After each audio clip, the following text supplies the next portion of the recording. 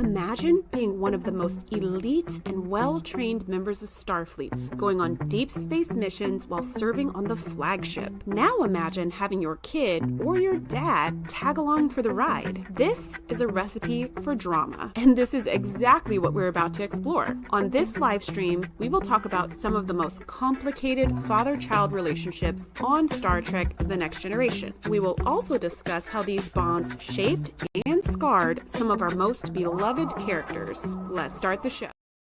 Welcome to the Savage Stream, the weekly live stream where we talk all things Star Trek. And today we're talking about some of the more rocky father-child relationships that we see on Star Trek: The Next Generation.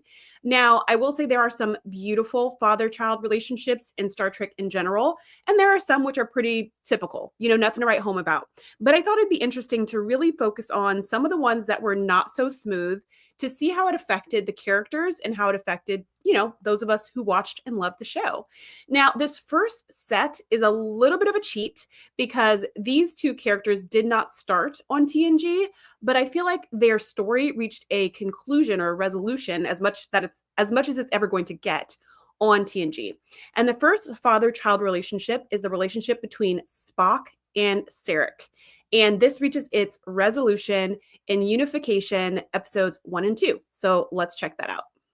Season 5, episodes 7 and 8. Unification, parts 1 and 2. Picard and Data travel undercover to Romulus after discovering that Ambassador Spock has gone missing and is suspected of being a defector. They learn that Spock is working with a Romulan underground movement to promote the peaceful reunification of Vulcans and Romulans. Meanwhile, Riker investigates the theft of a Vulcan ship, uncovering a Romulan plot to invade Vulcan. So, like many of our two-parters on TNG, part 1 is kind of boring, at least in my opinion. Unification part 1 is like a snooze fest, but Unification part 2 is extremely interesting because Picard and Data go undercover. They're surgically altered to look Romulan, which is classic, and we get to see all of these conspiracies and this underground movement, and all of these. There's kind of like secret police. And then there's people who you can't trust, but you think you can trust them, or, all of these things going on. It's super interesting. There's a lot of excitement there. I think, correct me if I'm wrong in the comments, but I think this is the first time we see Sela, Tasha Yar's daughter. Either this is the first time we actually see her face, like she's not just some shadowy underboss in the background. Either it's the very first time we see it, or it's the very first time Picard sees it. I think, but I'd have to double check on that. In any case, that's exciting. And she basically arrests Picard and Data and Spock. And she's like, tell the Federation that these 3 Vulcan ships are really on a peace envoy or whatever. But in actuality, they are full of troops who are going to take over Vulcan. And it's wild. So the second episode, part 2, is super exciting. And then they like double cross. It's amazing. But anyways, that's not what we're talking about. We are talking about these episodes because specifically of the relationship between Sarek and Spock. I think of all the relationships we're going to look at on the list, this is kind of the most tame. I mean, maybe another one we'll look at. Another one number 3 is probably maybe on the same level, but it's sad and it's estranged, but it's not actually aggressive. It's just kind of nothing, right? They've just kind of disengaged. And so this goes back to the original series when Sarek was introduced. Obviously, Spock is from the original series. And it turns out, here's why. So let me read what this is because I did not know the name of this before today. As you may or may not know, I'm not a huge original series expert. So this took a little bit of sleuthing on my part. So Sarek expected Spock to follow in the family footsteps and join the Vulcan Expeditionary Group. Okay, so apparently Sarek joined that, Sarek's father joined that, Sarek's father's father joined that, and so he knew for sure that Spock was going to join it as well. However, when Spock came of age, he decided to join Starfleet. And at this point, Spock had already become an ambassador in Starfleet, but in this particular episode, he's left. He's kind of quit his job, gone AWOL, totally disappeared, and nobody knows why. So when Picard is talking to Sarek about what's going on with Spock, we come to find out that Sarek is basically on his deathbed, which is super sad. So Picard's able to have a conversation with Sarek about how much he really does love Spock in his own way, in his Vulcan way. And they had this bond, Sarek and Picard, back in the episode named Sarek, which was also not that exciting of an episode, in my opinion. But back in that episode, they had a mind meld. And so Picard has Sarek's kind of emotions and feelings and thoughts and memories and things like that. So he knows how strongly and deeply he cares for Spock, even though obviously he doesn't show it because he's a Vulcan and they're not all about emotional displays of affection. So Picard knows this, and he has this conversation with Sarek, and Sarek's kind of like, well, I wish things were different. And, it sucks that things are so tight, tough between me and my son. And then as Picard and Data are going on this secret away mission, the secret undercover away mission, Sarek unfortunately dies. When they get to Romulus and they track down Spock and they find out that he's not a traitor, but in actuality, he's trying to broker peace between the Romulans and the Vulcans, but he just refuses to risk anyone else's life because he knows it's an extremely dangerous mission with a very high chance of failure. So that's why he didn't tell anybody. And that's why he disappeared by himself, not because he's a traitor, but because he just valued life and was not willing to risk anyone else. So anyways, Picard tells him, I'm sorry, but your father has died. And Spock's just like, what a shame. And presumably he also feels some deep feelings on the inside, but in true Vulcan fashion, he doesn't really display it that outwardly either. Now, Spock is half human, so potentially that was also part of the drama. Maybe Sarek was like, Spock, you're turning your back on being Vulcan, or you're not Vulcan enough, or something like that. And maybe there was something in Spock that felt that way. That was just more kind of like, well, I'm not fully Vulcan, or you never felt like I was good enough. So now that I'm joining Starfleet, there's just nothing I can do to be good enough. So I'm just kind of done with this. In any case, because he has passed away in part 1 of this 2-parter, there's really no chance for them to reconcile and become buds. Now, I believe it was the Star Trek maybe 4, that movie, where they kind of talked and Sarek was like, all right, you joining Starfleet was not a terrible idea. Your friends seem cool. He got some modicum of acceptance from his father, but there was no reconciliation. And I think that's okay. I think sometimes TV makes us think that nuclear families have to be like this happy, sunny, bubbly thing, which is beautiful, but that's not everyone's reality. That's not everyone's experience with their children or with their parents. And sometimes the gap is so far that you're just not going to be friends. You don't have to be enemies, but maybe you're just not going to be friends. Do you know what I mean? And I feel like that's kind of where Sarek and Spock were. They had this split and now they just don't know each other at all, which is really a shame because it doesn't seem like they really hated each other. It seems like they just didn't get each other and didn't totally agree with one another and didn't approve of one another. And then they let it create this big void between them, which is super sad. If you're liking this so far, be sure to subscribe. I am going to check the chat, and then we will go to the next father-child relationship on the list. I love this comment from PS2 Chipper. Who doesn't have daddy issues, right? And we could also say who doesn't have mommy issues. However, I feel like there are not as many mom-centered episodes in TNG as there are dad-centered episodes. And it's not like there's a million of those either. But off the top of my head, I can think of maybe 3, 4, because if we count Troy and all of her experiences with Loxana, maybe 4 moms I can think of. So, if I scrape together a couple more, we'll do a mommy's issues episode. Win Grace says, Maury Povich up in here. Exactly. Or like Jerry Springer. Jerry.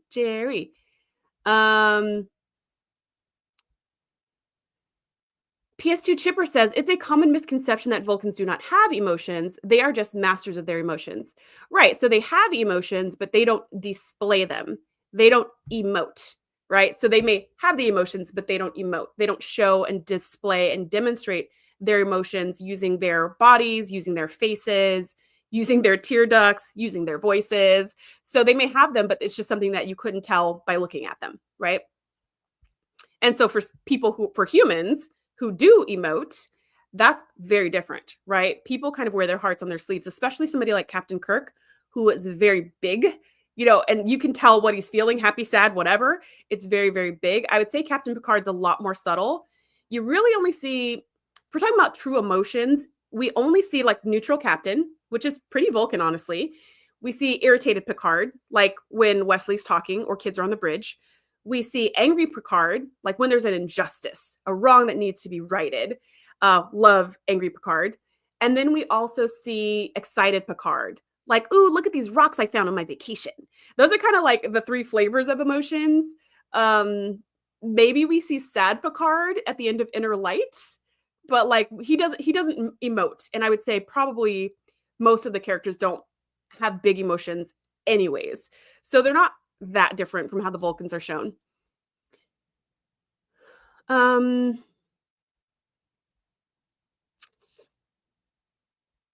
Carlos says, don't they have big emotions? It's just they meditated all the time to help deal with those emotions. And hi, everyone. Hi, Carlos. Yes. So they do meditation and lots of other Vulcan tricks, or I shouldn't say tricks, strategies to contain their emotions. There is an episode of Voyager. Oh gosh. Okay, the name of it's gonna come to me, but there's an episode of Voyager where thoughts are criminal, where like bad thoughts are a crime because of the telepathic species. And so B'Elanna is, they're all on the planet and they're like at some kind of farmer's market, and somebody steps on B'Elanna's foot and she's like, man, get out of my way, you jerk, or whatever. So this guy takes that like thought that she has and that emotion of like rage and anger, and then he sells it on the black market, and then it starts to spread through all these different people. So these people are losing their minds and they're saying, get off of me, you jerk. And they're like beating people to death and all this stuff. And so when the investigation unfolds, we come to find out that this thought, this like dangerous thought and emotion originated from B'Elanna. So she is put on trial. Trial is probably not the right word. She's just kind of immediately arrested, and she is going to be memory wiped. They're going to scrub that bad thought from her mind so that it can't infect the rest of the population. So of course, Tuvok is like, wait a minute. Like, no, we're not going to let you do that to our crewmen. You can't just go and erase her thoughts. We need to investigate a little further and find out how this thought got from here in the farmer's market over to this lady, who she had no contact with on the other side of town or whatever. And as he's investigating, he uncovers the thought black market, where they're trading dark images and dark thoughts and dark emotions because it's illegal in their society. There's this underground element that is, where people are paying for these things. So he uncovers it, and right as he's hot on their trail, one of these criminals tries to like corner him and attack him or something. And he's like, I need your evil thoughts. I can feel them in you, or whatever. And so Tuvok's like, you want them? You got him. And he mind melds with the guy, and he just pours all of these emotions into the guy. And basically he becomes like catatonic because he's overwhelmed. All this to say, Carlos, this is happening because inside of him, he's got all of these big feelings and big emotions and dark thoughts and all of these things, but he doesn't show them, and he also doesn't live from them. Right? They're kind of like in a little box inside of his heart or whatever. Like he's able to control them. And in that moment, he was able to consciously uncontrol them. He was able to just like pour them into this dude.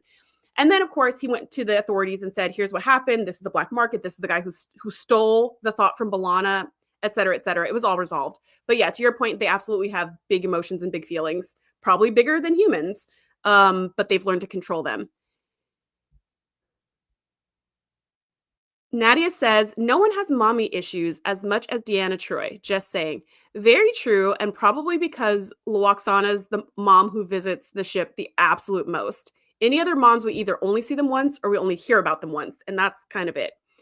We should do a special, Nadia also says, we should do a special on Lwaxana around Mother's Day. You know what? I'm down for that plan. Also, that'll give me a chance to watch all the Lwaxana episodes of Deep Space Nine, because I heard she gets really good. Carlos says, I'm a big mama's boy, so that's good to know. I'm sure mama's excited about that. Wingrace says, oh yeah, Wingrace says, if you count Picard has mommy issues and daddy issues. And that's the thing. Mommy issues and daddy issues usually come hand in hand, assuming you were raised by your parents. If you got some issues, it's usually with both of them. Sometimes it's just one, but it's usually both. Because if one of them is like a hot mess, the other one is usually somehow complicit, Oh, thanks, Nadia. Appreciate that. PS2 Chipper says, Captain Kirk, you can hear his spurs chittering and jangling. Yeah, Carlos says, yeah, people deal with bad thoughts on that planet. Yeah, they deal in bad thoughts on that planet, which is so weird. Oh yeah, Nadia says, I love Worf's adopted mom. She is so sweet. She really is sweet. What's her name? Miss Rashenko.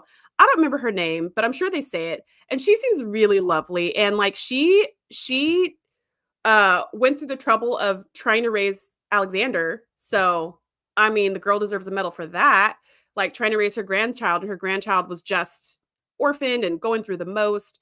Yes, PS2 Chipper, Lwaxana Troy was Roddenberry's wife. It wasn't Lwaxana Troy, but it was Majel Barrett, the actress who plays Lwaxana Troy. Yes. I don't know if she was anything like Lwaxana Troy in real life. Like I usually don't do deep dives into the actual actors because I like to stay in the world. But I don't know if her personality was anything like Lwaxana, or if this was just a chance for her to experiment with some other aspects of herself, which I feel like is what acting is for. But yeah, she was quite a character.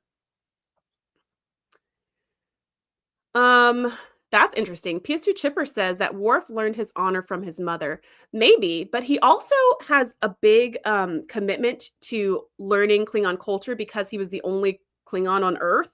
He was the only Klingon in his school. He was the only Klingon growing up in a non-Klingon environment, community, everything. So he's really taken it upon himself to learn about his culture, which is a hard thing to do when you're 5. You know, he had to commit to that at some point in life and then really dug in, which is why he gets so frustrated at Kalar and Alexander for not caring about Klingon stuff. Okay, let's go to the next father-child relationship on the list. This one is also complicated, and this is the relationship between Ensign Ro Laren and her father, Ro Gale.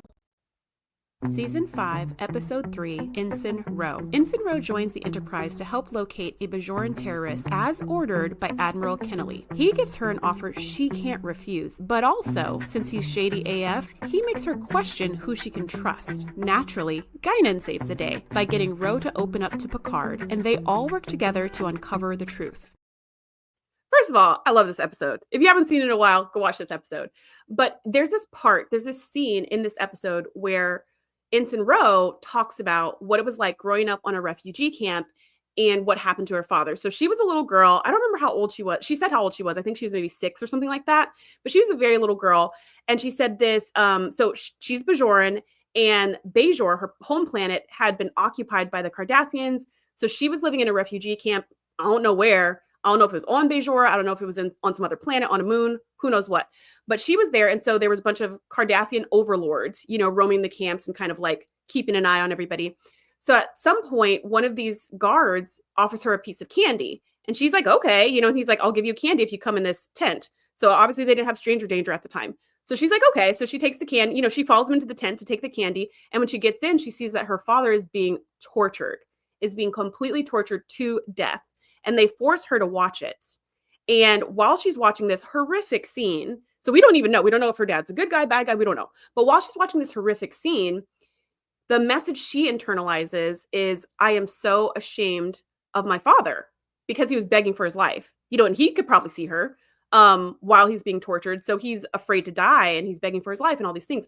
And she said she was so ashamed of her father. And then she was ashamed of herself being his child. And then she was ashamed of being Bajoran because this imprinted on her that being Bajoran means being treated like this, being tortured in a room, having your child watching you tortured in a room just because you're Bajoran, not because you did any crimes, not because this was some due process of law, which would be wild if the law ended in torture, but just because of who you are, you know, and because you don't have power and someone else does. We don't know, as far as I know, we don't know how she ends up in Starfleet. How does she go from this refugee camp to at some point being in Starfleet? But we do know in Preemptive Strike, she meets a man who actually was friends with her father. And so he's talking about how he was friends with him and he was a really good guy and all these different things. And they're just really, you know, they're connecting. And she starts kind of sharing some memories of her dad that were good and positive, which how could you even remember any good and positive memories after something so horrific as that? But she was sharing about how her dad taught her how to make hasperat, really, really spicy and like this very special Bajoran dish. And so the guy she was talking to was like, oh, if you could make that for me, you'd make an old man so happy. And they just had like this really sweet bond. And that's what made her, well, that's one of the things that made her turn her back on Starfleet and join the Maquis was her interactions with this guy. This guy was the head of a particular cell of the Maquis, which were rebels against the Cardassian occupation. Understandable. And not just of Bajor, but of the neutral zone, which was a whole thing. But anyways, that's part of why she turned. Part of it was this connection she made with this father figure. Another part of it was kind of coming full circle. no longer being this 6-year-old girl who's so ashamed to be Bajoran, but being so proud of being Bajoran, which she discovered in this episode, Ensign Ro. And then by the time we get to Preemptive Strike, she's actually fighting against Cardassia, which is really what she's always wanted to do, right? And so it's kind of really her reclaiming her power in the most concrete of ways. And I think clearly a huge part of that is her father. Now, this is different from the Sarek and Spock relationship we just talked about, where there was just an estrangement. There was there was probably some fighting and some, but it was just kind of like, you go your way, I'll go mine, right?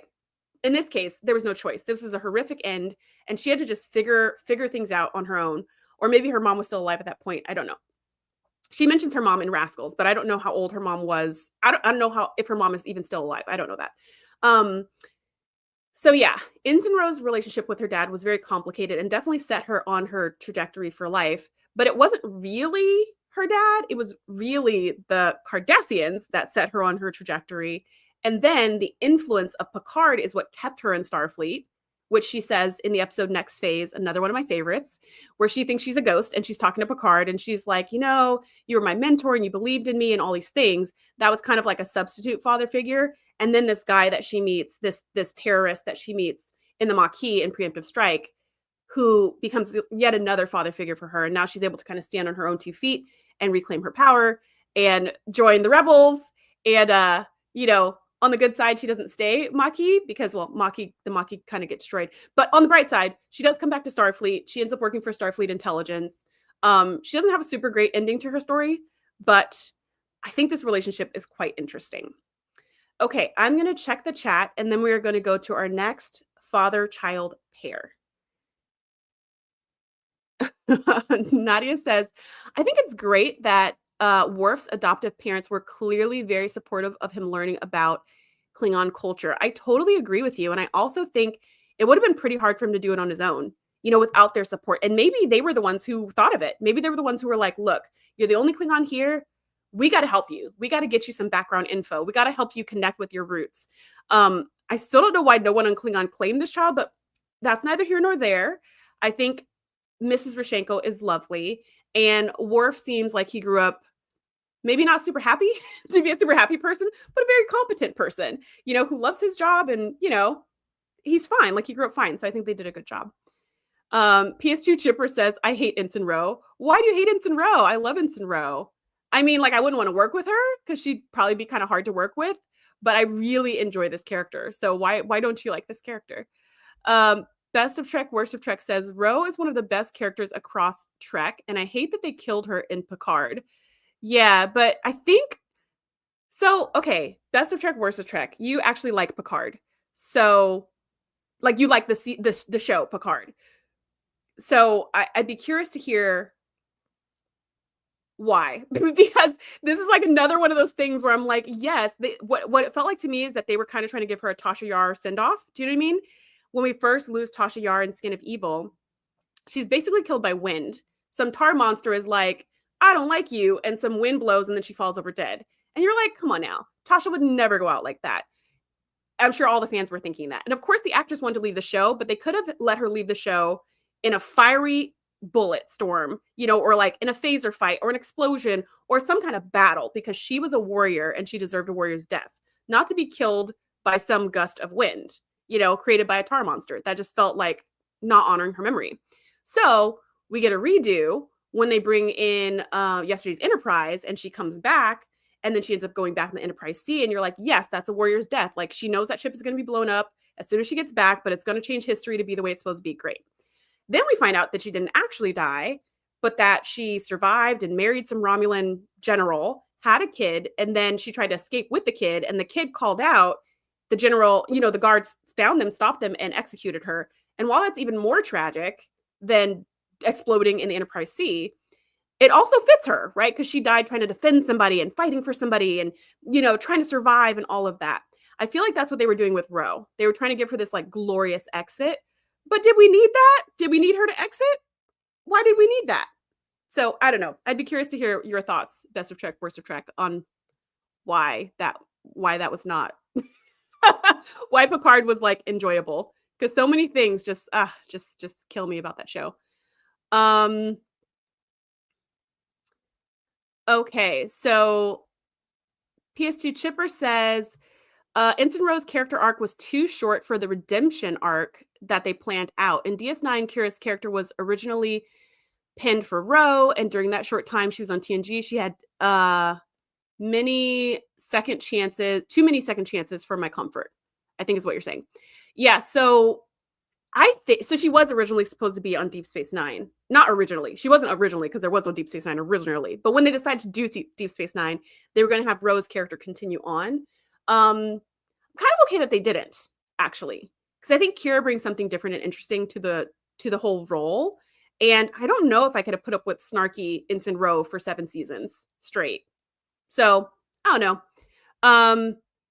Nadia says, I definitely would have liked to see more Ro on TNG, but they did great with what they had. And Michelle Forbes did a great job with her role. And then PS2 Chipper says, well, she ended her role as a traitor. Only sort of, though. Are the Maquis traitors? So a traitor to me would be if she defected. Like if she joined the Cardassians or something. And that's not what she did. She was actually fighting to save Federation lives. But she was fighting in a way that the Federation did not approve of. So I don't know. Do we call that a traitor? I don't know. Like it wasn't legal. Maybe it wasn't ethical, but in her mind it was, right? So I don't know. Okay, so Best of Trek, Worst of Trek says every Trek show has its problems. Very true. Like you just said with Tasha, not everything about it's good, and killing random past characters is its lowest point. I feel like Picard has great moments. Yeah, I will agree with you there. I also think that Picard has great moments. That is true, and I do not say that almost ever, but I think there are some really special moments in Picard. Even like, I think it was the pilot of Picard. Do you remember this scene where he goes into the vault and he starts pulling out all of these things and he pulls out the Captain Picard Day banner and just like all of these little mementos from the show, basically. I melted.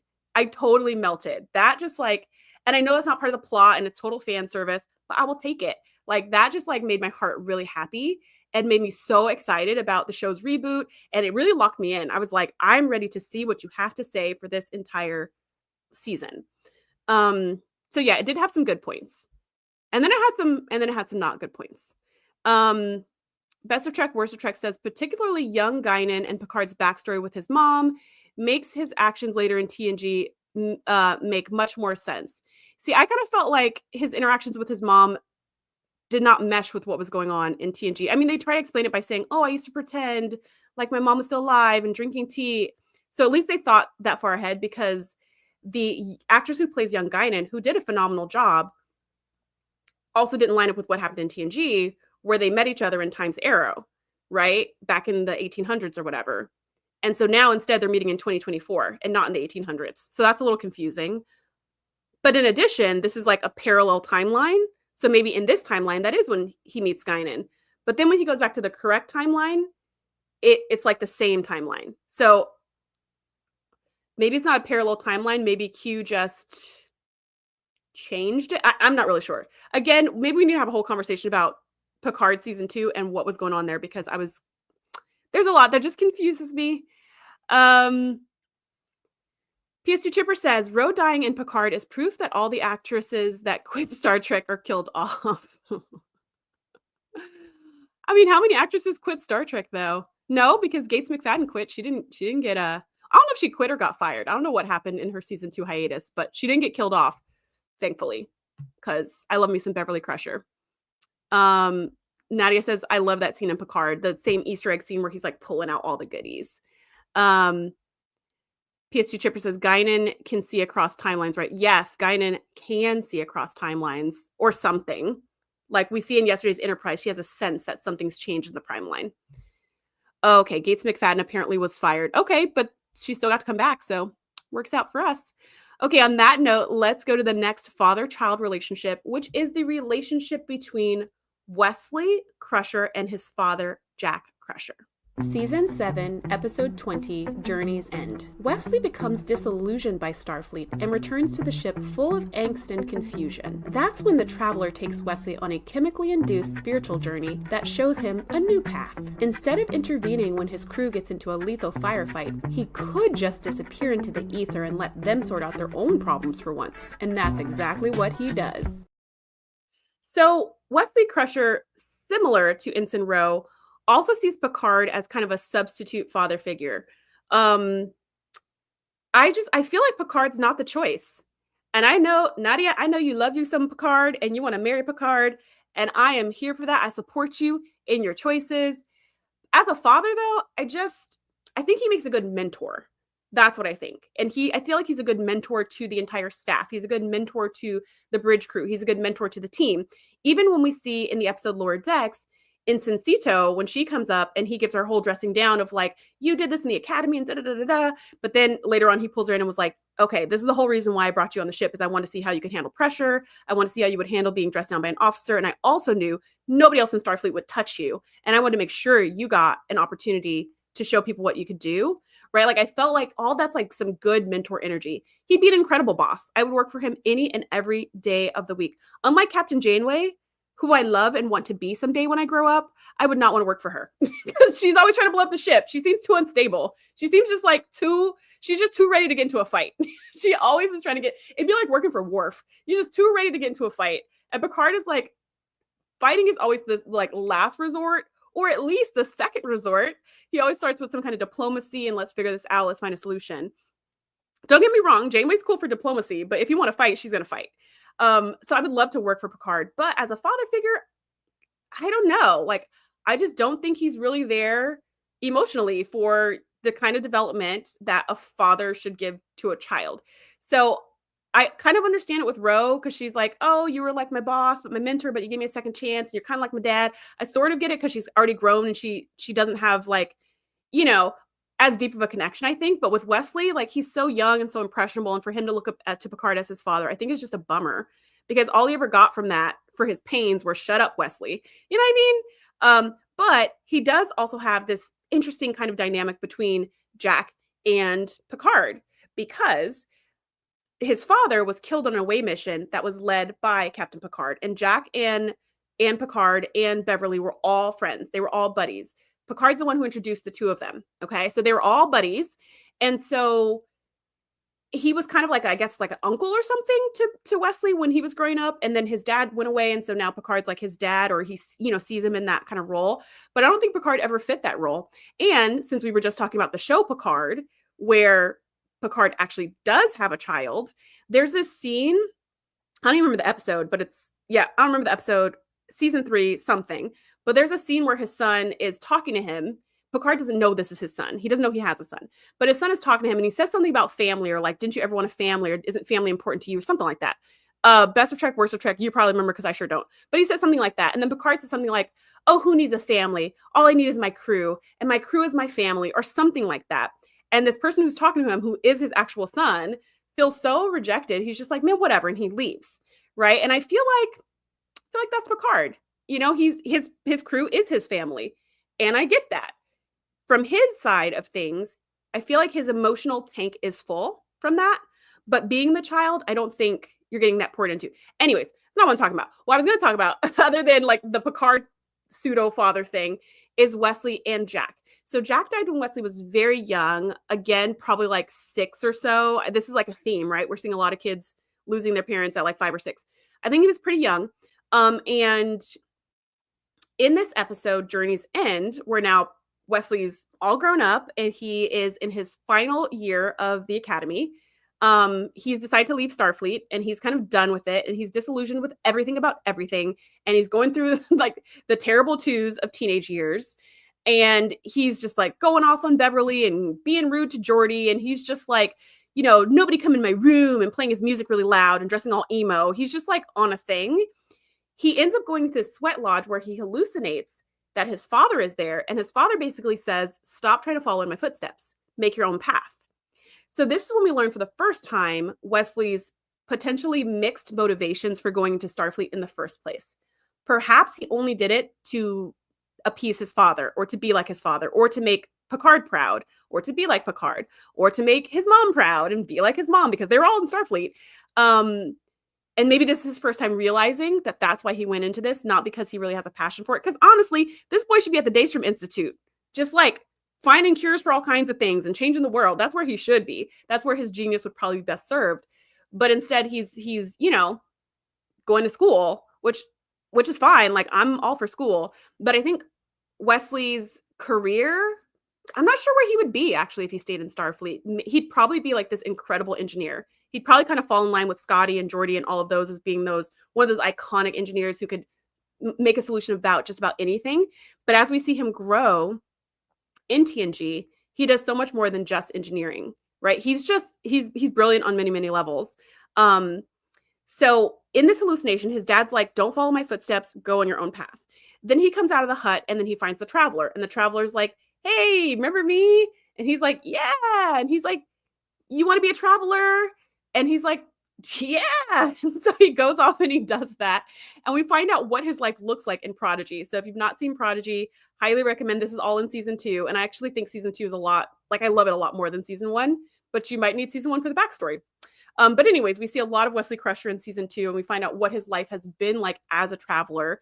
And we see what his life is like currently as a traveler, which is pretty cool. And honestly, seeing him in Prodigy is like, okay, that is where he belongs.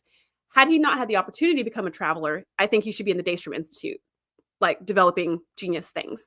So yay for Wesley's dad to help him kind of reorient himself. And it made me wonder, because Wesley has this traveler ability to bend space and time, I wonder, was that really a hallucination?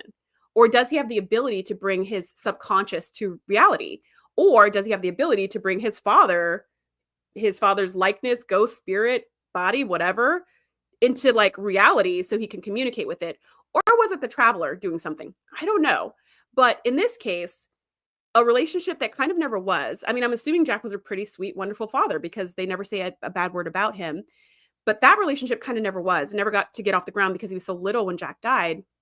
Then it became a relationship with Picard, which was, I would say, not emotionally fulfilling, probably. And then kind of it comes full circle where his dad comes back to give him the guidance that he really needed in the moment that he really needed it. So yeah, it's an awkward father-child relationship, but in the end, super positive. And even his relationship with Picard in the end is super positive.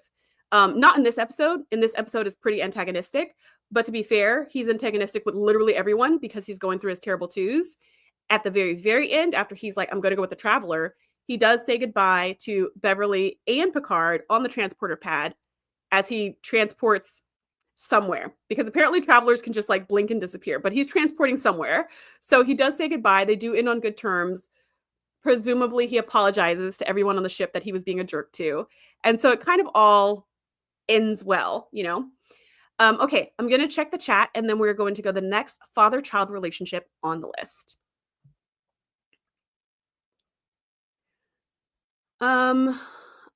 Okay.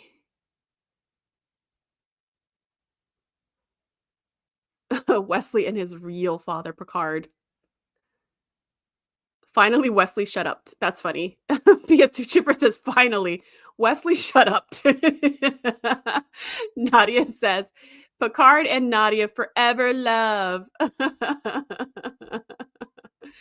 Prepare ramming speed. I love it.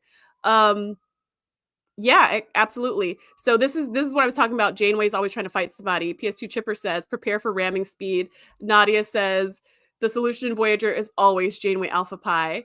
SG says, wait, you want to grow up to be unstable?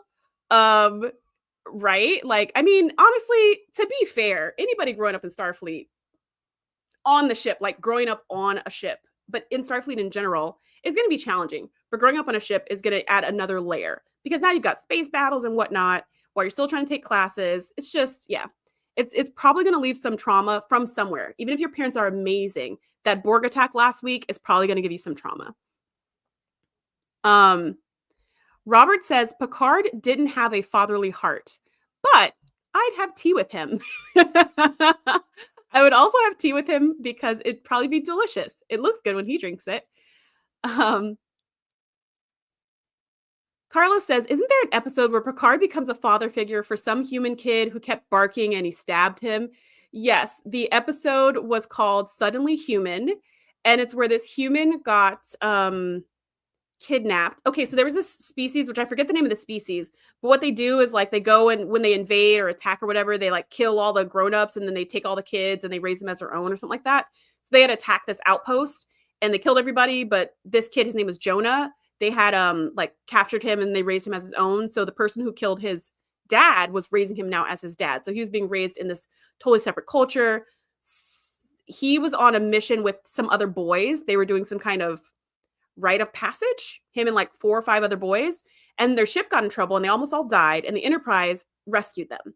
So got all the boys off the ship, contacted their dad, and was like, come get your kids. But they noticed that one of the kids was human.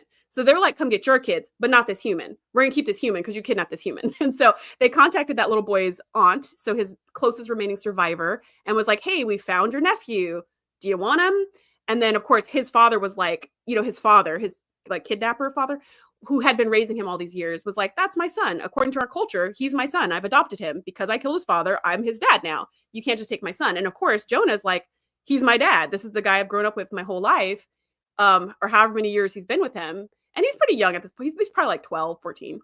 So he's like, I don't want to leave and go with some random human I've never met and go to Earth, a place I've never been. So it was a mess. To answer your question, yes, that did happen. He didn't become a father figure, but he did try to befriend that kid, and that kid definitely stabbed him in his sleep. And apparently that was also some acceptable practice with the culture that he grew up with. I forget what it meant, but he stabbed him, but he didn't stab him in a way where he died, which he could have. Robert says, Jean-Luc's luck with kids, no bueno. Very true. But he was good when he was stuck in the turbo lift with those kids. He was actually good when he was stuck in the turbo lift with those kids, which was his worst nightmare. But he was really good with those kids. Nadia says, I like Picard as a kid in Rascals. One of my favorite scenes ever was when he had a tantrum in front of the Ferengi to see his father. Now.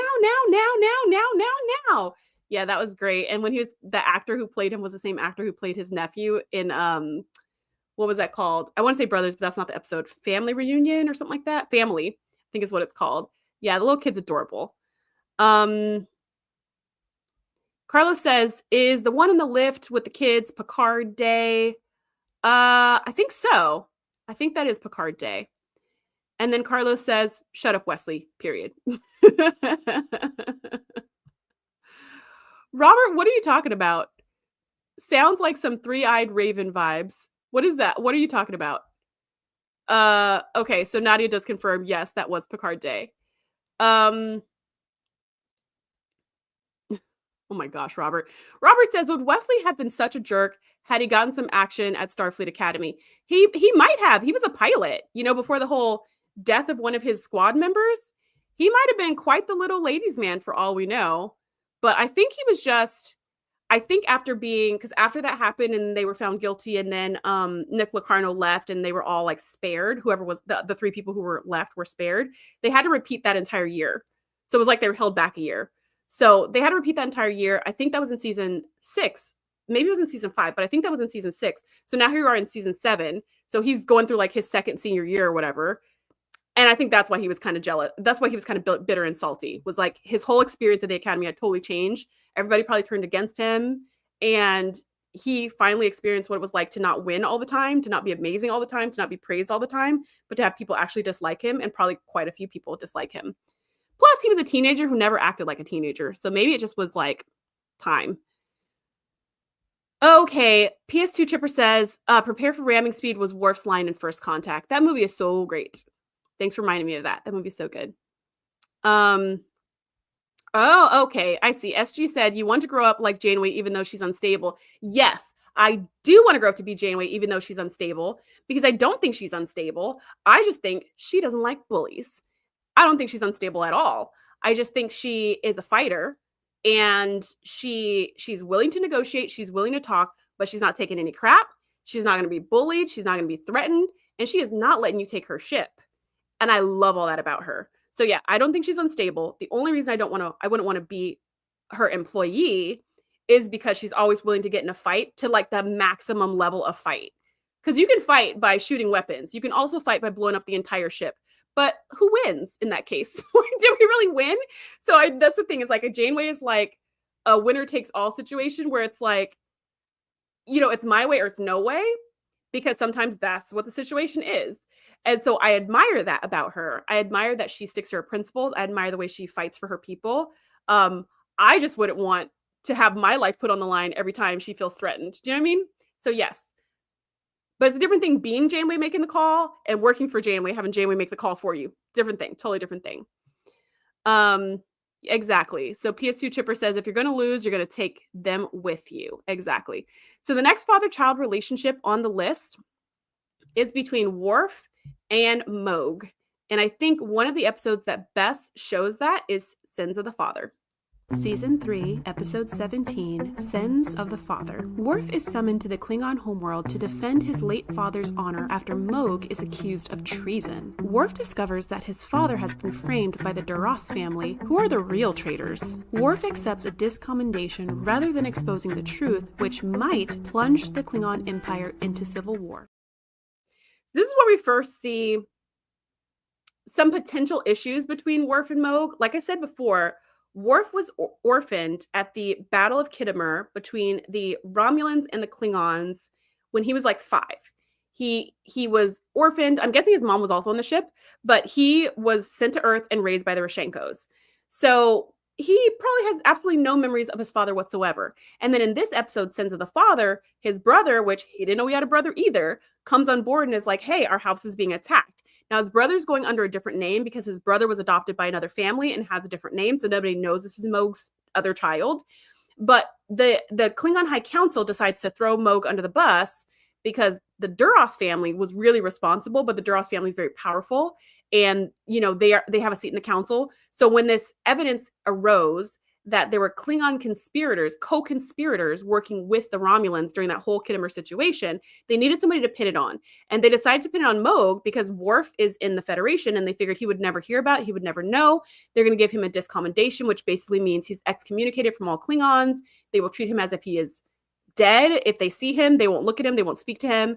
So they felt like it was a pretty safe bet. The only Klingon in Starfleet, they can just blame it on him. He won't even know that this is happening and won't affect his life at all. But Kurn fouled up all their plans because he told Worf, and Worf came and he challenged this, and then he discovered the truth. Now, he did end up taking a discommendation anyways because he didn't want the Klingon Empire to burst into civil war because the Duras family would cause all this drama. Now, of course, the Duras family caused all this drama anyways, but this is the first moment where Worf is kind of like, wait a minute, was my dad not a good guy? But I don't think he even entertains that thought. He's just like, no, my dad was an honorable man and I'm going to prove it. Thankfully, he was right. So he proves his dad was honorable. And then this story kind of comes full circle again, comes back around in Birthright Part 2, where he finds out from some random guy on Deep Space Nine that his father's alive. Now, if his father's alive, but is for some reason not telling anybody, that is a huge problem. And that is a reason to also be ashamed of his father. So in true Klingon fashion, he should be like, no, my father's dead to me. Because if he really was alive, he would have slain all of his enemies and then come home victoriously, right?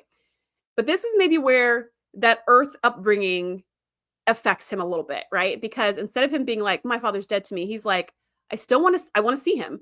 I want to see him and I want a chance to get to know him, which is kind of special, right? Like, what memories does he even have? He was so little when his dad died, but he wants to give his dad another chance, even if he's a traitor or a coward or, somebody who Worf should be ashamed of.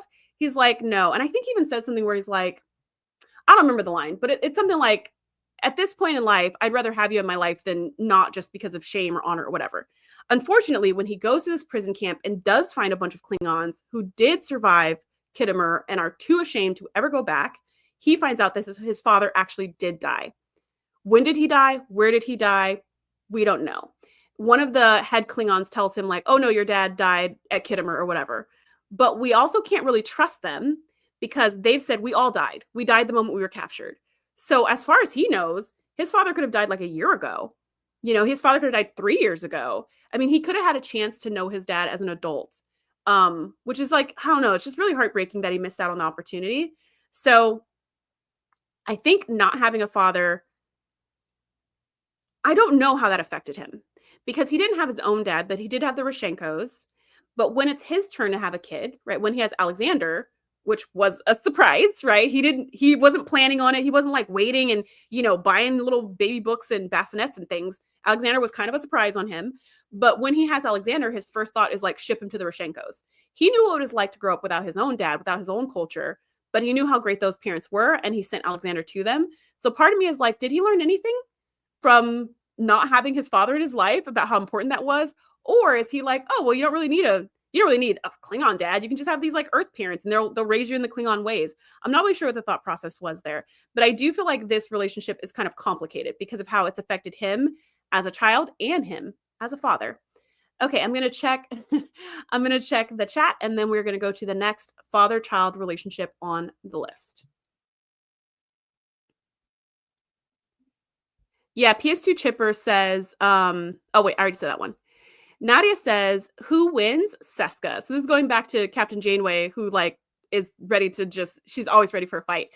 Seska, she read Janeway so well that she organized sustained attacks on the auto-destruct system before taking over her ship. She sure did. That's why Seska was the only person in the entire Delta Quadrant who successfully captured the Voyager. All the everybody else who was trying to get the Voyager, nobody else could get it. Even those creepy aliens from the Equinox who were attacking the Equinox, and then when the crew came onto Voyager, they were attacking Voyager too. They didn't even succeed at taking Voyager. But Seska, she knew the trick was disable, self-destruct, and then take the ship. The Vidians should have learned a lesson. Imagine if Seska would have partnered with the Vidians. Man, all the organs from everybody in Voyager would be gone. Nadia says, ew, Duras is the devil. Duras is just kind of a slimy guy. Their family is just not very honorable. Robert says, I need a good Chadich in my life. And Nadia says, Picard can be my Chadich anytime. That's so funny.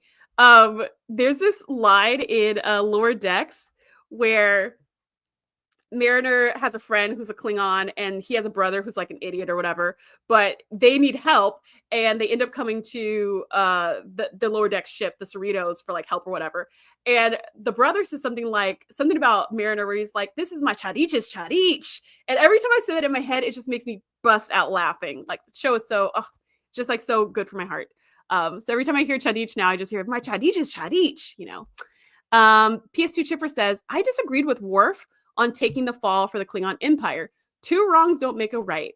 While it did help out the Klingon Empire in the short term, eventually Worf had to duel Gowron. Well, what happened was Worf eventually did end up fighting Duras, but he fought Duras because Duras killed his baby mama. So that fight was not politically motivated. That fight was personal. But you're right. When Gowron was poisoned and died, they needed a new successor. And it, wait, hold on. Not Gowron. What's the guy's name? Oh, okay. I'm forgetting the guy's name. When the guy who was in charge of the High Council died, they needed a new successor, and it was between Gowron and Duras. And so the two of them were fighting to see who would win. Worf ended up backing Gowron, and then, you know, they went after Duras. It was just like a whole thing. Duras eventually died. The Duras sisters, though, came back or came and had his illegitimate son to claim the throne. That didn't work out. And then the Duras sisters kind of went their own way. But in the meantime, there was the Civil War that Worf was trying to avoid. That absolutely did happen. And it was raining destruction and fire on the whole empire. But Worf didn't know that. He didn't know that was going to happen. Nadia says, you're right. However, I think that Worf can be really short-sighted.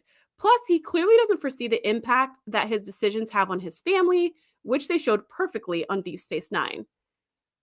Oh, that's why I need to finish Deep Space Nine. PS2 Chipper says, yes, when Worf stuck true to his principles, honor was restored to the Klingon Empire. Yeah, there was kind of like no winning in that, but it was hard to see him roll over for the Duras family. However, he did get a good like backhand in to teach him who was boss. And obviously in the end, Duras lost, but at what cost? How many lives? Duras probably himself only cost the one life of the guy whose name I can't remember, but the Duras sisters partnering with Romulans or partnering with Selah, they caused a lot of death and destruction. Okay. Robert says that Romulan Klingon woman Worf met makes me weak in the knees. Yeah, what was that girl's name? Oh, what was her name? I don't remember, but one of the Klingon elders at that prison camp ended up marrying the head guard or whatever, the warden, and then they had a daughter, and Worf kind of fell in love with the daughter, which really which really grossed me out because that daughter was very young. She was like an old teenager. She's maybe like 16, 17. And Worf was like 35. And I was like, plus she was like the most naive creature on the planet. It just felt again like a Kess and Neelix situation, but not as creepy. But a situation where it's like she's a kid. Let her grow up a little bit more. Anyways, yes, but she was very beautiful, and I'm totally blanking on her name. Carlos says he knows nothing about kids, especially Klingon kids. Plus, he's working all the time. I think Worf thought he was doing his best. Oh, I'm sure Worf thought he was doing his best. I mean, he probably was doing his best. He didn't know what he was doing. At least he took the time to turn to Troy to get some help. Wingray says Star Trek Seska 8-episode limited series. Star Trek Seska? I would watch that show. I would absolutely watch that show. It'd be so good. It would kind of be like, well, I was going to say it'd be so good, but I just watched the movie Section 31 and I thought that was going to be so great. And I had the same feelings about this Seska show. So I think if the Seska show was made in like 1999 or 2003 or something, probably would have been really good. Or even 2006, it probably would have been really good. But if it was made today, I'd still watch it. I just don't know if I'd like it. Yeah, Nadia says, you gotta finish DS9, girl. There are some serious Klingon episodes in that series that round out Worf's story. I know. And not only am I going to finish DS9 just to enjoy the show, because I have been guesting on the Trek, Marry, Kill podcast, and we've done a ton of episodes, including some of the best episodes of DS9. So at least I've seen the best ones, some of the best ones. And I'm like, oh man, this is so good. Oh man, this is so good. Like there's backstory I don't know, but I can't wait to get the full picture. So yes, I'll be watching it just for the love, but I'm also going to be watching it for Worf's storyline. And eventually I will do a whole video just on Worf. And then I'm also going to watch it just for Klingon culture, because I also want to do a video just on the Klingons, not just Worf, but everything we learn about Klingon culture, because I think it's super interesting. Wow, it looks like PS2 Chipper just put some Klingon in the chat. And I don't speak Klingon, so I don't know what you just said. Nadia says, I speak 4 languages and none of them is Klingon. Okay, PS2 Chipper says it was an AI translation. Oh, that's interesting. Carlos said, I meant doing his best for his son, going to his parents to take care of him. Of course, I think Worf was trying to do his best for his son in all his decisions. Even when Worf was being really hard on Alexander and being like, be more Klingon, it was because he wanted good things for Alexander, not because, yeah, it was, I think it was always for Alexander's benefit. It was never like, the boy makes me ashamed and that's why he needs to step up. You know what I mean? It was always like, this is who you need to be because I want this bright future for you. At least that's how I saw it.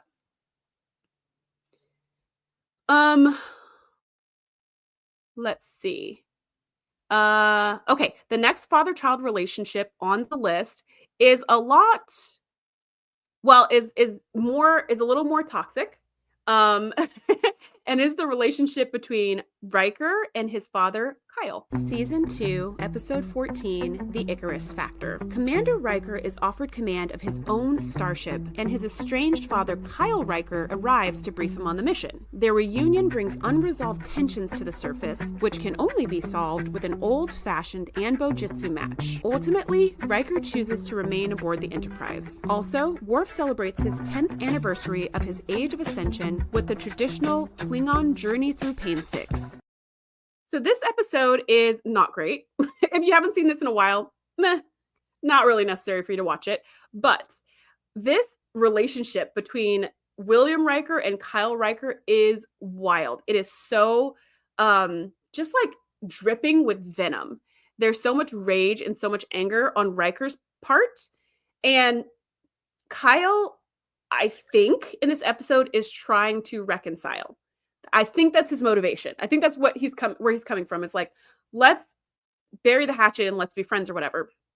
But whatever has happened their entire life, Riker wants no part of it. He doesn't want to hear it. He thinks that his dad's the worst and all of this stuff. From what I can tell, it seems like Kyle Riker was just kind of never. Maybe he made Riker feel like he was never good enough. So Kyle Riker was kind of hard on him and tough on him and always expecting more and more from him. We find out that Riker's mom died when he was a kid also. Tragic, but kind of on brand for Star Trek. his mom died when he was 2. And he says this really horrible thing to his dad at one point when they're fighting, because this whole episode is the two of them fighting. But he says something about like, I wish mom would have never died. It should have been you instead, which is like the most horrible thing I've ever heard somebody say on this show. To like wish your father dead. I mean, just because he's not as nice as your mom. This wasn't like because you beat me all the time and you starved me and all these things and I wasn't old enough to fight back. And this wasn't any of that. This was just like, I just didn't like you as much. And also, his mom died when he was 2. So to be like, mom was this perfect, wonderful angel and you're like this horrible monster. How much do you remember from when you were 2? Like, she was probably a regular person. You know, she probably wasn't, I'm not saying she wasn't a good person, but your memory of her is like perfection with no flaws. And then your memory of your dad is only flaws with nothing good. You know what I mean? It's very polarized.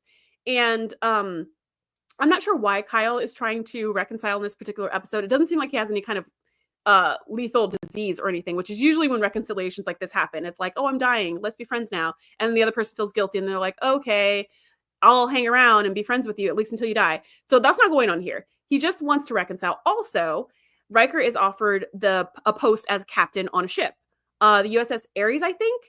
And so Kyle comes to brief him and also to be like, hey, you should take this. Like, you should be promoted. You've been first officer for long enough. And I think this is season 4, I think. So he's been first officer for a couple of years. And he's like, this is your chance. Move up, become a captain, step up.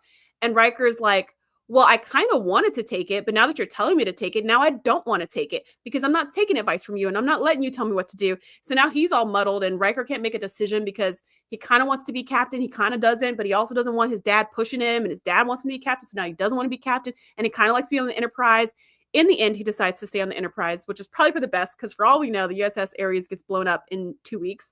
But in the end, they have that big Ambujitsu fight where, and I'm pretty sure it was Kyle's idea, where he was like, let's settle this the old-fashioned way. You know, like, you want to take a swing at me? Let's do it. So they go and they have this big fight, and it's super fun to watch. And the whole, like, the costumes, everything, it's great. And Kyle ends up winning, doing this illegal move. And Riker looks up and he goes, that move was illegal. And Kyle's like, yeah. And he was like, that's the same move you always used on me as a kid. That's why I could never beat you in this game. And I had no idea you were doing something illegal. And Kyle was like, well, I could tell by the time you were whatever, 16, that you were going to beat me at this game. So I had to start cheating to keep you interested. So in Kyle's mind, the not good enough thing is just having high expectations to help Riker become his very best self. That's what he's thinking. Kind of like to Carlos's point about Worf doing his best with Alexander.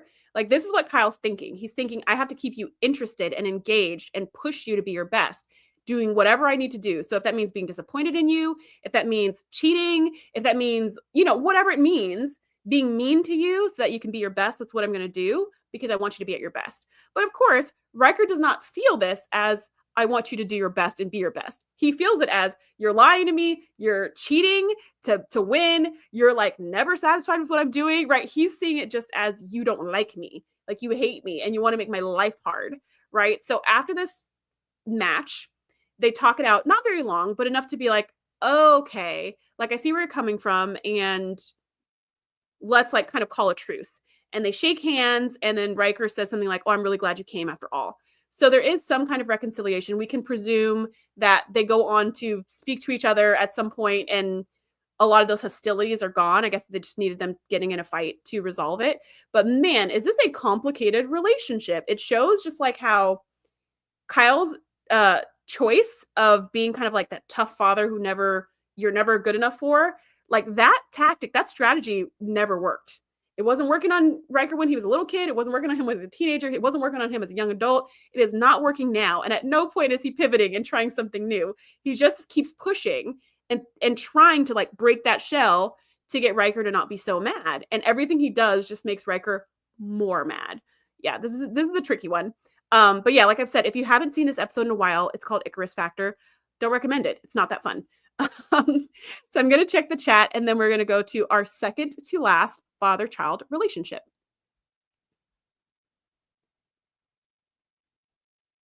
Nadia says, ugh, not a fan of this episode. But like we said a few weeks ago, at least the episode leaves us with the headcanon that Pulaski is off living her best life with Kyle Riker after season 2 ends, which I love that, Nadia. Like, that is exactly what I thought when I watched this episode, by the way, or when I was preparing for this. I was like, oh, Pulaski and Kyle, you know, Kissing, they're just floating off in some shuttle somewhere off to Risa or whatever. Just happy together. PS2 Chipper says, I am blanking on this episode. Yeah, it's not a very memorable one. Or if you do remember it, it probably leaves a bad taste in your mouth, would be my guess. Robert says, agreed. Kyle Riker was out of Pulaski's league. And I don't know what he saw in her. That's interesting. They had some kind of connection previously. What we find out in this episode is the two of them were actually engaged to be married. So they were really serious. But they ended up breaking it off for whatever reasons, and now they kind of had a reunite. They had a reunion on the ship in this episode in 10 Forward, and that's the theme where you see them kissing and stuff. Where they're like, "Oh my gosh, I can't believe it's you!" Da-da-da. So obviously, whatever reason they broke up, there weren't any hard feelings. I think maybe it was like a career thing or who knows what. Also in this episode, Kyle Riker meets Troy for the first time. Troy and Riker, William Riker, were also engaged at one point. They were going to get married as soon as he did this one last mission, and then he went on that mission and then he never came back. So that didn't work out. But I think that also goes to show how tense and estranged these two really were, that William had no idea his dad almost got married to Pulaski. And as far as we still know, Kyle had no idea that William was about to marry Deanna. You know what I mean? Like, that marriage is like a big thing. Like, your family should know when you get married. Like, that's a big thing. So that just shows how like loose their connection was at this point. I do think it would have been so interesting if Pulaski was Riker's stepmom, how that would have been different when she came to the ship in season 2. And he's like, Mom. Like, I just think that would have added a whole new dynamic. I think it would have added a lot of humor. I think I might not have disliked her as much because I really disliked Pulaski, especially because of how she treated Data and how she just seemed like a fuddy-duddy. And she just seemed like kind of disrespectful to other cultures and stuff like that. But I think if we had this whole she's Riker's stepmom thing, and then we had this episode, I think that would have been much more interesting. And I think I would have liked her character a lot more. Where was I? PS2 Chipper said, it's like Riker had Picard for a single father. Yeah, it's like everybody kind of had Picard as some kind of father figure mentor. Nadia says, Pulaski was way better than Kyle. I mean, they liked each other. So I think they both thought each other was pretty great. That's what I think. Robert says, Kyle should have never suggested that command. The command would have left Riker with no honor or glory. If Riker left, would Data become the first in command automatically, or would they hire somebody else? I wonder how that works. I don't know. Robert says, are there any good dads in Star Trek TNG? We didn't see any until Chief O'Brien and Captain Sisko.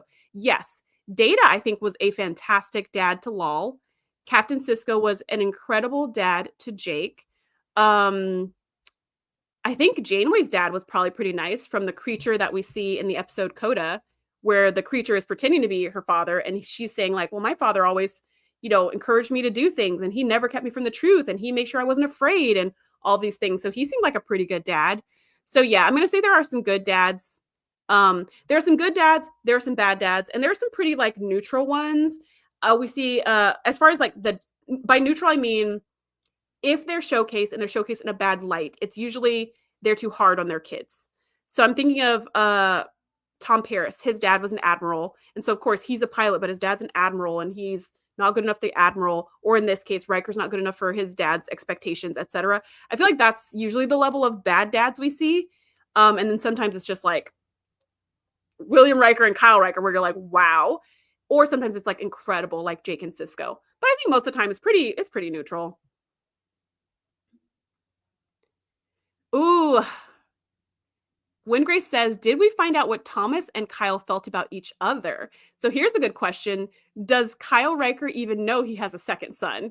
Because William Riker went through all that drama and then finally reconciled after the Anbo Jitsu match. But Thomas Riker never had that fight. Like he never had the chance to reconcile or whatever. So does Kyle even know he has a second version of the same son? That's an interesting question. Nadia says marriage is a big thing. Your family should know when you get married. Yep, especially if you have to get married naked in front of naked guests like they do on Beta Set. Yeah, you should know that the entire party is going to be naked before showing up to said wedding, because then you don't have to worry about getting your outfit together, okay? Like, let us know ahead of time so we can know. We don't have to go shopping at all. Carlos says Nog's dad in DS9, Rom, was a good dad. Nadia says that is a great point about Rom. Oh, I didn't know that. This must be a DS9 thing. Another DS9 thing I didn't know. PS2 Chipper says Kyle visits Thomas in the penal colony. That is so interesting. I did not know that. Yep. And then Randall says Data was a good dad. I totally agree. Okay. So the next father-child relationship we've actually talked about quite a bit, but I put it later on the list because it seemed more traumatic than most of the others. And this is the relationship between Alexander and Worf. Season 5, Episode 10, New Ground. Worf's foster mom drops off Alexander, saying that he's becoming too difficult for them to raise. Worf and Alexander clash so much that Worf decides to send Alexander away to a Klingon boarding school. However, after saving Alexander from a burning room, he reconsiders and decides to try to develop a relationship with his son instead. So in this episode, this is when Alexander first comes on the ship, and there's a lot of clashing. There's a lot of growing pains, which makes sense because they don't know each other. They've only spent a couple of days together right before Kalar was murdered brutally. So they don't really know each other. And Alexander at this point, I don't know how old this kid is supposed to be, but he's old enough to talk. He's old enough to walk. He's old enough to go to school. And he's old enough to have a very big opinion. So in this episode, he's like stealing, he's lying, he's getting into all kinds of trouble. He's acting out, understandably so. Worf doesn't know how to deal with it, understandably so. The teachers don't know how to deal with it. It's just kind of a mess. And I want to say it gets way better from here, but it kind of doesn't. It sort of evens out. And Alexander feels more comfortable over time. He starts to do better in school. He starts to make friends. You know, he kind of starts to get acclimated. And then Worf is like, okay, it's time for your age of ascension. You need to become a warrior. And he's like, dude, I don't want to do that. Like, I'm good. I don't want to be a warrior. And Worf is like, this is important. This is the time when a boy becomes a man. It's such a big thing. It's such a part of our culture. And Alexander's like, my mom said I don't have to do Klingon stuff if I don't want to. So I want to do this. And Worf is just like, what do you mean you don't want to do Klingon stuff? You are a Klingon. It's not an optional thing. And also, apparently with the age of ascension, which I think happens between the ages of like 10 and 12 or something like that, whatever the time is, there's a time frame, there's a window in which you have to do these rites, you have to do these rituals. And if you miss that window, you can never become a warrior. So he's like, we have to start preparing you. Because I think Alexander's probably like 9 or something, but he's like, we have to prepare you for the ritual so that you will pass every test and you will survive. And Alexander's like, I'm good. And he's like, well, then how are you going to become a Klingon warrior? And Alexander's like, I'm not. I have no intention of being a Klingon warrior. But Worf's thing is, if you do these right, first of all, this is part of our culture and our heritage. So you need to freaking do it. But then second of all, if you do the rites, then you have the right to become a warrior. If you choose not to, you still earned your dues. It's kind of like graduating high school. Like, even if you don't want to go to college, you have the option. At least you have the thing you need to take the next step if you choose to. But if you don't do that, if you don't do this first step, you'll never be able to do the second step, which I totally get that. Like, I get the logic of it. And also, of course, I get what Alexander's like, I'm good. I don't want to do Klingon stuff. So we see this kind of like up and down with the two of them. We see times when they're having a lot of fun together, like in the episode Fistful of Datas, which I love that episode. It's one of my favorites, where we get to see the two of them on the holodeck just playing around. But we also see how strained the relationship still is, because Worf was doing everything in his power to not have to go to the holodeck with Alexander.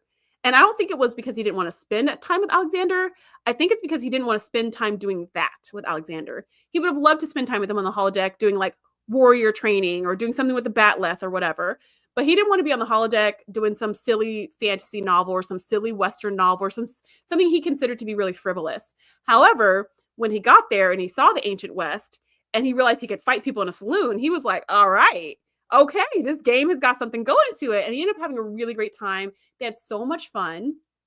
And then later on, when we see Alexander's older self come to the ship to try to convince Alexander to become a warrior, which also doesn't work.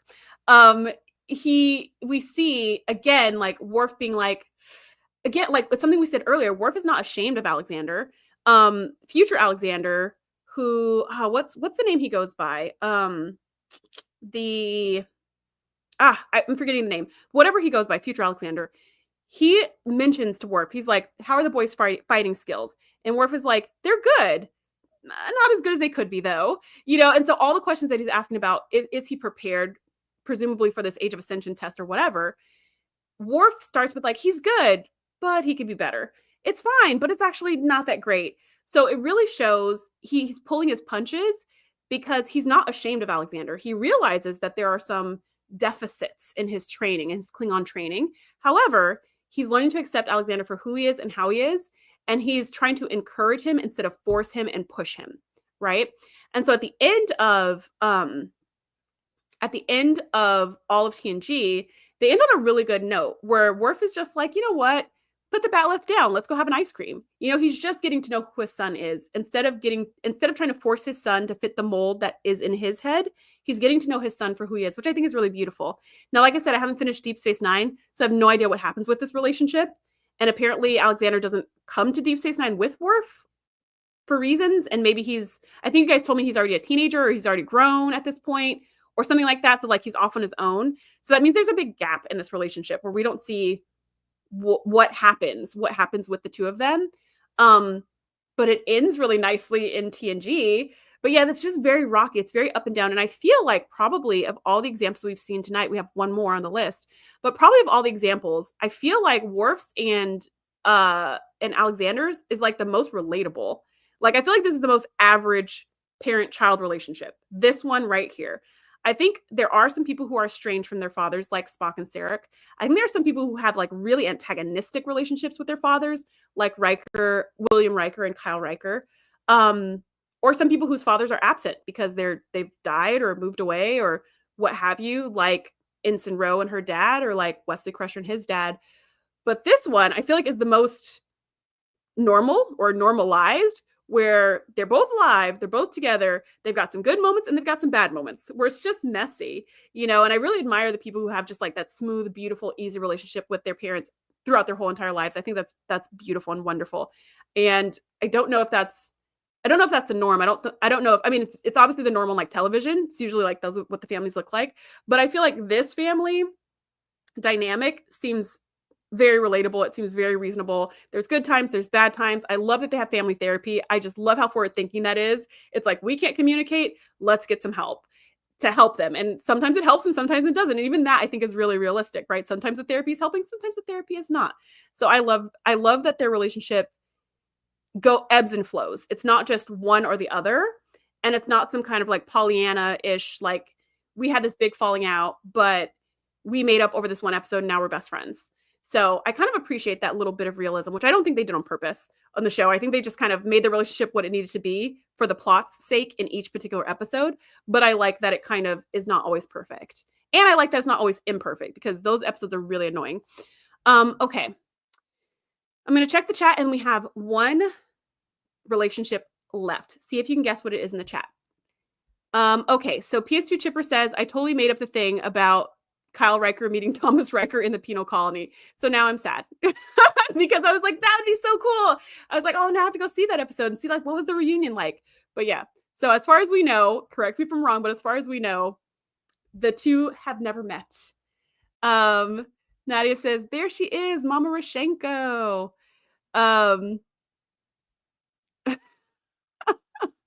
When Grace says, if this was DS9, all 10 entries for bad dad could be Ducat. I completely agree. We have like the worst dads in DS9, but we have the best dad, I feel, also in Cisco. So we have like some extremes in that particular show. That's a standout. Robert's opinion says, bottom line, Worf was a lazy dad. Well, it's interesting because we don't know what like Mr. Rashenko was like. Who are his examples, and who is he like? Does he know what good dads look like? Does he want to find out? Can he, I don't know. Like I said, at least he took the time to go to Troy and try to figure something out, because he could have just been like, this is the way it is, deal with it. But at least he's got some kind of growth mindset. So it makes me hopeful that they had a beautiful relationship at some point off screen as Alexander continued to grow. Nadia says, Wingrace, you are so right. Ducat is worse than anyone. PS2 Chipper says, I think the Alexander story arc being dropped was due to the difficulty of child actors. Maybe.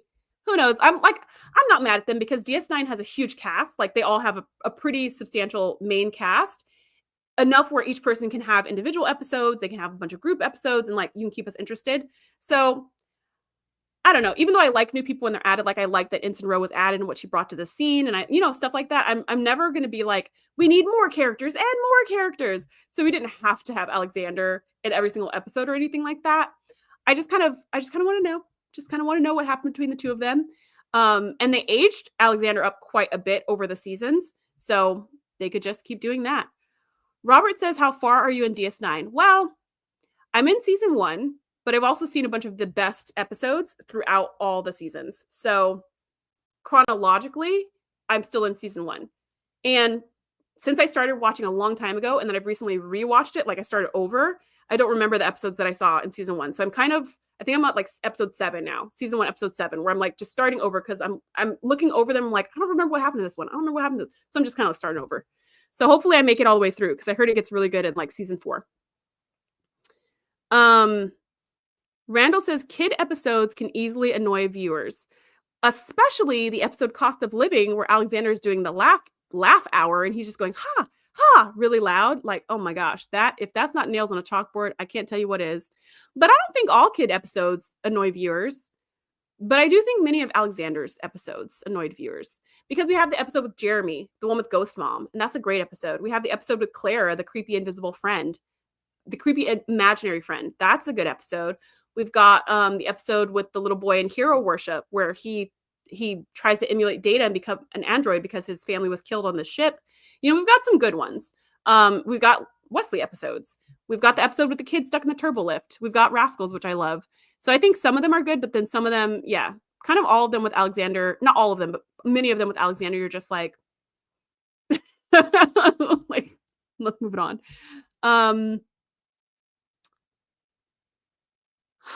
Okay, so Carlos says, I think there's a spin-off story where that's called The Sons of Star Trek, where Nog and Alexander and Jake get messed about by Q's son, Q Jr. That's interesting. Okay, so we've got guesses for Worf and Jeremy Astor. I love that how people are like, why didn't Worf became bonded with Jeremy Astor? So why didn't he just adopt him? Like, did he ship? I have this question too. Did he ship Jeremy off to the Rashenkos? We don't know. Okay, so there's some guesses on the last family dynamic. PS2 Chipper guesses Data and Soong. Nadia guesses Q and Sun, Data and Lore and Soong. Wingrace says, Ducat was a villain we love to hate. And then Wingrace says, the entire crew and the child of Enterprise from Emergence. That was the big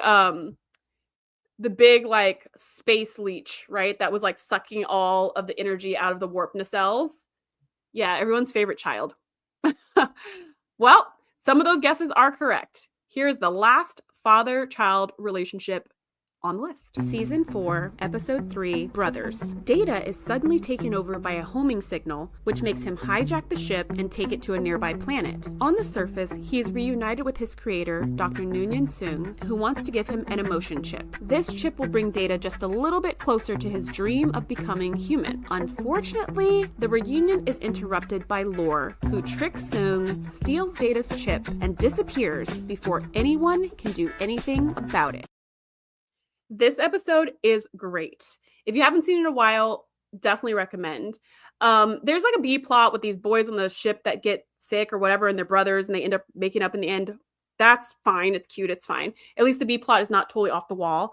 But the main plot, I think, is so interesting because we've got two dynamics here. We've got the dynamic between Data and Soong, and we've got the dynamic between Lore and Soong. which are very different. And I have 2 siblings, and I can say my relationship with my parents is completely different from my older sister's relationship with those same parents, and then my younger brother's relationship with his parents. Like, just very different, very, very, very different. Which just like, I don't know, it always gets me because I'm not a parent, but I often think about that with my own, like I often think about that. Like, how did my parents raise me? Me and my sister are really close together. My brother's much, much, much younger. But I often wonder how they raised us because me and my sister are complete opposites in every way. So I'm like, everything they did with my sister, everything that worked on her did not work on me and vice versa. So I always think like, how did they do that? How did they navigate that? That saying this to one child straightens them out. Saying it to the other child completely destroys the relationship. That's got to be such a fine line to walk. In this case, Noonien Soong was walking that same line. Lore and Data could not be more different. And this homing signal that he sends to attract Data's attention so he can give him his emotions chip also ends up bringing Lore. Now, he had no idea that Lore had been reassembled. And he tells Lore, had I known, I would have spent all of these years working to help you. But I didn't know. I thought you were still disassembled back in my lab, back on, the planet that I've escaped. So the planet that was destroyed by the crystalline entity. All I knew of was Data. So I spent all this time working on him. And we find out that Soong is dying. And so this is the reason he turned on this homing signal is because this is like his last act before he dies. And at the end, Lore ends up stealing the Data chip, roughing up Soong, and that pretty much seals his fate because Soong was already dying, but after Lore roughs him up, he's got like nothing left. And so Data ends up cradling him in his arms while he dies, which is like, oh my gosh. But what's wild in this episode is to see the relationship between the 2 brothers and their father in real time, right? Lore is so full of emotion because that's what makes Lore, but he's feeling hurt. He's feeling abandoned, neglected, angry, not just because he was left in pieces, but he's mad because, and this is what he says to his dad in this really moving part. He says, why didn't you just fix me? It was in your power to fix me. Instead, you put me away and made a whole new person, And so, and that line gets me every time because he's right. Soong is a genius. He could have just fixed Lore. Why didn't he fix Lore? Like, even after he dismantled him and disassembled him, he could have fixed the programming. He could have tested it and, tried some different things. But Soong tells him, he says, the colonists were afraid of you. And so the natural next step was for me to build Data. And Laura's like, the natural next step was to build Data? What does that even mean? What do you mean? And, he's like, what kind of answer is that? And Soong is like, it's the only answer I can give you. And I mean, this is just, if this isn't classic sibling parent stuff, I don't know what is. Where you're just like, why did you treat this child this way? And why did you treat me this way? And the parent's like, it's just how I did it. Like, that's just what I did. I did what I did. I don't know what to tell you, and he doesn't ever apologize. Noonien Soong does not ever apologize. Not that it would matter at this point. But he just kind of is like, well, I did what I had to do. I didn't know you were alive. If I had known, I would have tried to help you. And so Lore, of course, is like, oh, you only were worried about your favorite kid. You only cared about your favorite kid. And Data is like, sir, which he calls Noonien Soong sir the entire time. Because he doesn't know this man. He just met him, as far as he knows, right? So he's like, sir, I don't think you should trust Lore because he's been found to be quite untrustworthy. He did this, he did that, he did the other thing. He tried to kill me so many times. He tried to stick the crystalline entity on the Enterprise and kill all my friends. And Soong just shuts him down. And he's like, Data, he didn't have what we had. He didn't have a chance at life. And so I kind of like that Noonien Soong, even though it seems like he has a favorite child and a least favorite child, I kind of like that he's sticking up for Lore's nonsensical behavior because that's like the father in him who's like, well, he didn't know better and he didn't have a chance and his emotions were just too big and all this stuff. Because he says, I started out Lore with simple emotions, but I did not know those emotions were going to get entangled with ambition and pride and jealousy and all these other things and then get so blown out of proportion that it made him dangerous. But at the same time, he ended up making an emotions chip for Data that also has simple emotions. So the potential danger is that Data will turn into Lore once he inserts his emotions chip, because the same thing could happen. This kind of like, it's not a cascade failure because it's not a failure, but these kind of secondary unintended effects where having simple emotions turns into making you a psychopath, right? Potentially that could happen to Data. But the assumption is that he spent the past 20 years since Data was reactivated, working on this emotions chip so that it would not turn him into lore. It would give him the ability to experience emotions, but it wouldn't become tangled and enmeshed in such a way that it would turn him to like a serial killer or something.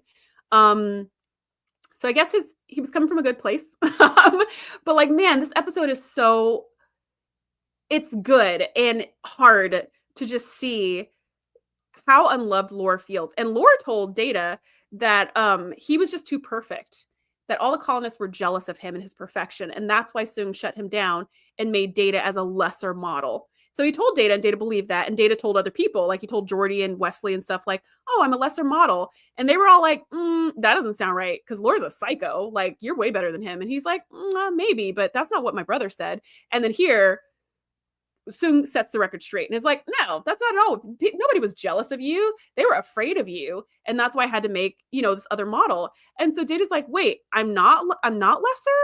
I'm not worse. And he just like keeps repeating it. And then Lore starts mocking him for repeating it, because he's just like, it's such a revelation that he's actually not a lesser version of Lore. And, Soong has no place for any of that in his mind. And what he says, like, neither of them is better.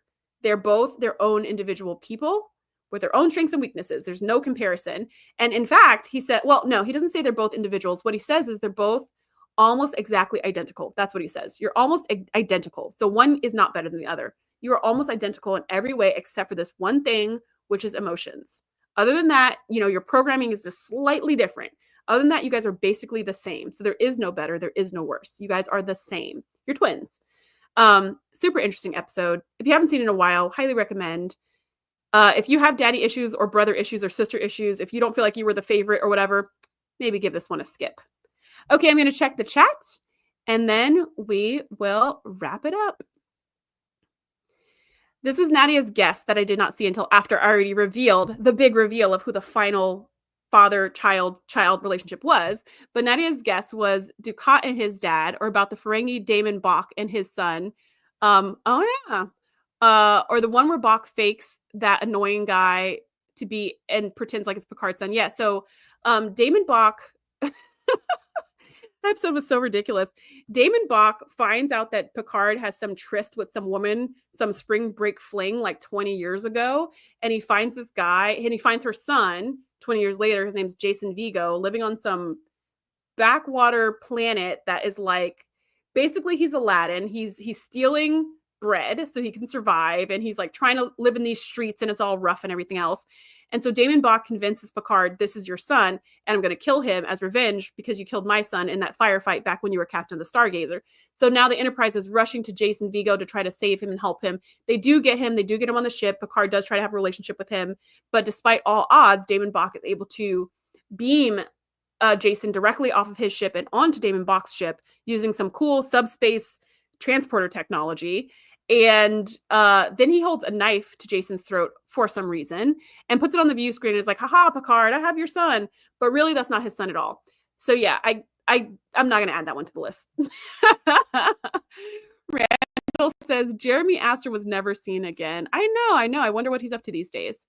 When Grace says, and all of these dynamics are played by one guy. Yes, in this episode in Brothers, Brent Spiner is playing Data, and he's playing Lore, and he's playing Noonien Soong. And Brent Spiner actually said about this role, he was like, I know how to play Data, I know how to play Lore, because Lore's like evil Data.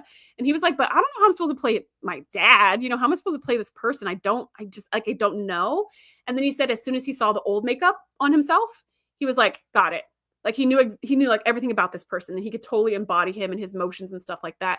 And it's really interesting if you watch it, because they have scenes where they interact with each other, obviously, right? So they have to have like stunt doubles at that time. And so like Data will be looking away and you'll see Noonien Soong's face, or like you'll see Data's face and you'll see this big old hand touch him. And it's supposed to be like Noonien Soong.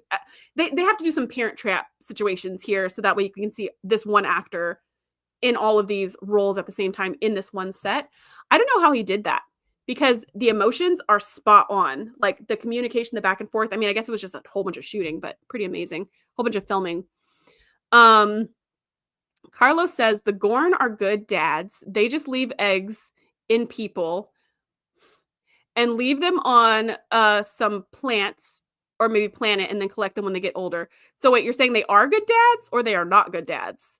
Because that sounds not as great. PS2 Chipper said, "Today I learned that the sci-fi savage is the middle child. I am the middle child, but I wasn't really raised like the middle child. Me and my sister are very close in age, so I was raised like the baby. And then when I was way older, my little brother came along. So then I was kind of, and my sister was already out of the house, so I was kind of like the oldest. Um, so yeah, I was never treated like the middle child, which I hear is not that fun." um, Wingrace says, "If this list was bad daddies in TNG, Ronan would be number 1. Ronan doesn't have any kids, though. Ronan doesn't have any kids. Like, granted, he sleeps with all the Crusher women, but I don't think he procreates with them. Yeah, that just turned my stomach even thinking about Ronan." Randall says, "Spider-Man won't like hearing that, getting eggs implanted and such." Yeah, I didn't love hearing that about the eggs implanted. Um, oh no, power ran out. Oh, sorry to hear that, Pauline, but glad you're here. PS2 Chipper says, "Honorable mentions for Picard season 3. Uh, okay. Um, well, okay, hold on a second. Let me think about this. Yes, yes, I will agree with you, PS2 Chipper. Honorable mention for Picard season 3 with Picard's relationship with Jack Crusher. I will give you that.